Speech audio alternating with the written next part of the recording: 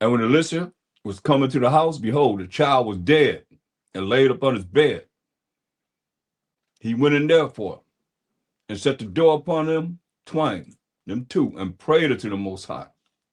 And he went up and lay upon the child and put his mouth upon his mouth, like blowing into his mouth, and his eyes upon his eyes, and his hands upon his hands.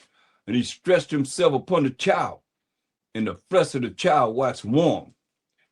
Then he returned and walked in the house to and fro, and went up and stretched himself upon him.